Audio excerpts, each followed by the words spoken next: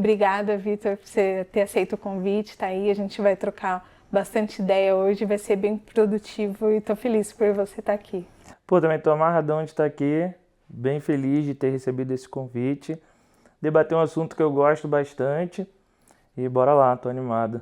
E realmente, como você falou no início, tudo que a gente vai conversar aqui, quem for assistir precisa realmente estar com a cabeça aberta para poder entender como é que a mídia funciona no jiu-jitsu, a importância dela no jiu-jitsu.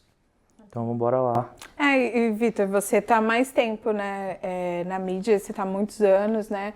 Você já viu várias áreas, você já pegou diferentes fases, né, da mídia. Como que foi, assim, que você começou, né, com essa parte aí do jiu-jitsu? Como que isso entrou aí na sua vida primeiro? Tudo começou lá em 2011, 2010, 2011, quando a gente tinha acabado de retornar ao jiu-jitsu. 2009 foi um ano muito difícil pra gente, pessoalmente falando. Então a gente quis se dedicar ao jiu-jitsu para passar por essa fase ruim. E eu sempre fui uma pessoa que gostei muito de pesquisar, sabe? Entender sobre tudo o que eu faço. E eu comecei a pesquisar muito sobre jiu-jitsu. Naquela época era Orkut, fórum. Era poucas informações, mas ali já tinha os atletas de destaque, que era o Rodolfo Vieira, Michael Lang, Bernardo Faria. Eu falei, caraca, existe um campeonato imenso fora do Brasil, que é o Mundial de Jiu-Jitsu. Falei, caraca, pô, que magnífico esse esporte. É muito além de só o tatame. Ele tem várias coisas. Eu fui descobrindo isso naquela época. E minha irmã, ela já tinha melhores resultados do que eu em competição. Então eu já estava com 17 para 18, então eu já estava buscando fazer algo que me encaminhasse para a vida. E como ela era faixa branca e tinha resultados, eu falei assim, caraca, preciso conseguir patrocínio para que minha irmã possa viajar, possa competir. E hoje muita gente conhece ela, que é a Brenda L, casada com o Márcio André, mas naquela época que ela era faixa branca, era um mundo totalmente irreconhecível pra gente, né? A gente tinha que descobrir as fases para como chegar lá. E quando foi que eu descobri o Mundial de Jiu-Jitsu nos Estados Unidos, eu falei assim, pô, Brenda tem que ir lá competir no próximo ano. Falei, como que eu vou conseguir isso? Pô, tem que ter patrocínio. Aí foi aí que eu decidi criar um blog, toda a competição que Brenda ganhava, eu escrevi uma matéria que não era tão perfeita, não era no nível que é hoje, mas eu já tinha algo diferente além da medalha para mostrar e foi assim que eu fui desenvolvendo minhas habilidades e tomei mais gosto ainda por poder entrevistar, falar com as pessoas, conversar, contar histórias. Aí conseguimos o patrocínio. Em 2011, Brena já trocou de faixa. Em 2012 ela começou a ir pro Mundial, ganhou. E nessa fase eu falei, pô, vou ter que me dedicar a alguma coisa.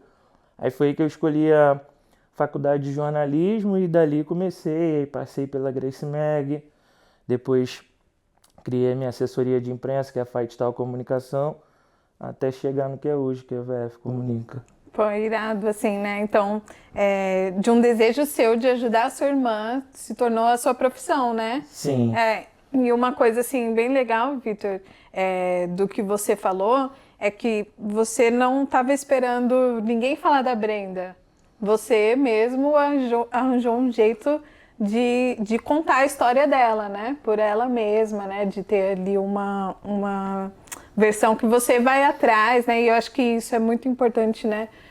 Para os atletas, eu vejo que você também fala sempre isso, que o atleta ele não precisa esperar a mídia ir até ele e falar dele. Claro, isso é muito bom quando acontece, mas nem sempre todo atleta vai conseguir estar na mídia e ter, né, esse acesso. E, pô, tem a internet hoje, igual você falou assim, antes era Orkut, né?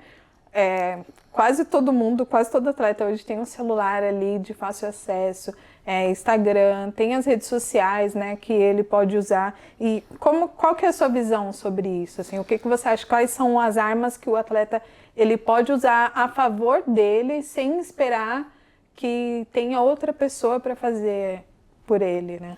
Hoje é um mundo menos difícil do que era antes, comparado a relação com oportunidades para o jiu-jitsu, mídia, tudo mais. Naquela época, tipo 10 anos atrás, 11 anos atrás, existia a Tatame e a Gracie Mag. Então você que está iniciando olhava para eles, era muito difícil chegar lá.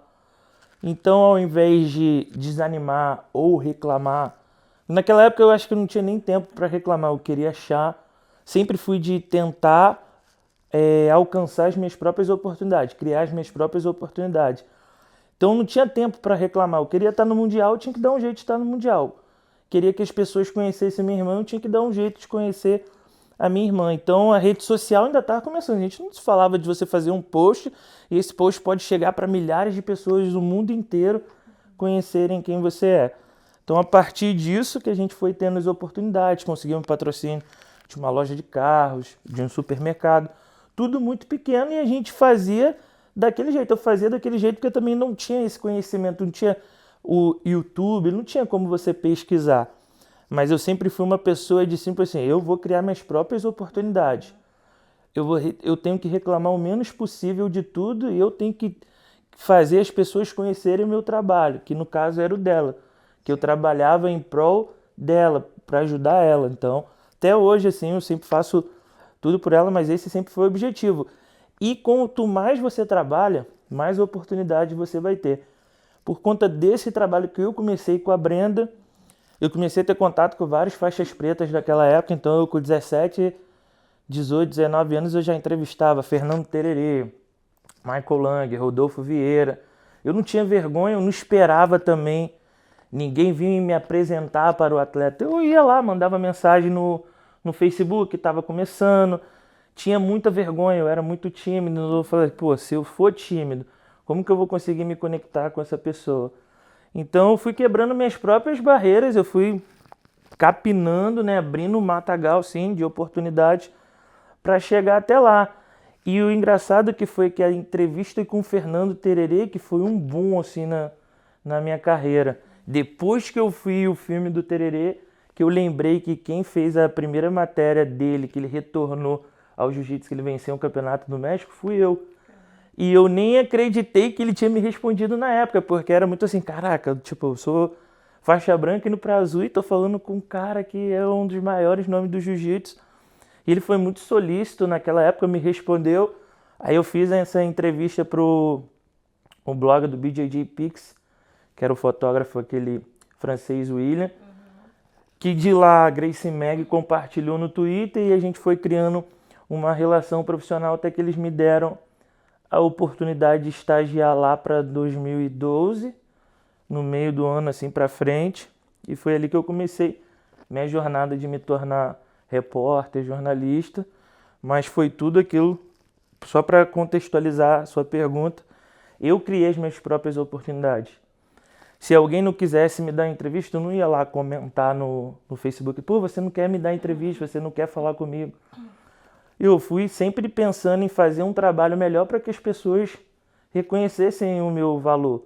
E é sempre assim até hoje. Você vai ver eu quase nunca reclamando de alguma coisa. Eu reclamo assim, para que a mídia tenha mais valorização, que é uma coisa que merece pouca gente ver ainda nos dias de hoje. Quando o campeonato acaba, o nosso trabalho só começa. Com certeza. Então muita gente não sabe que o trabalho da mídia começa quando o campeonato acaba. E no outro dia tem que estar lá cedo, cobrindo o campeonato, fazendo entrevista. Então é um trabalho gigante que é pouco visto assim pelas pessoas de modo geral. Um post no Instagram, um vídeo de 1 minuto, não é 1 minuto que você faz o vídeo de 1 minuto. São horas de captação, é horas de edição, é a construção. Você tem que saber do que você está falando. Você tem que saber como lidar com a história, como construir uma narrativa. Então é um trabalho que é importante, mas é pouco visto esse bastidor por trás da mídia. Tem todo esse glamour, né, de você ser repórter, ser criador de conteúdo, como é hoje. Mas isso aqui é um trabalho também. Isso dá trabalho.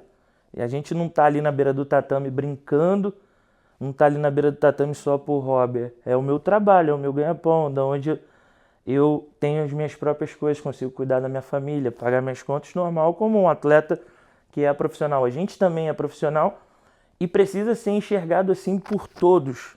A gente não é só uma pessoa que vai ali só participar do campeonato. Não, a gente é parte dessa indústria profissional. A mídia tem que ser enxergada assim, quem realmente trabalha de forma profissional. Então é assim que eu vejo hoje.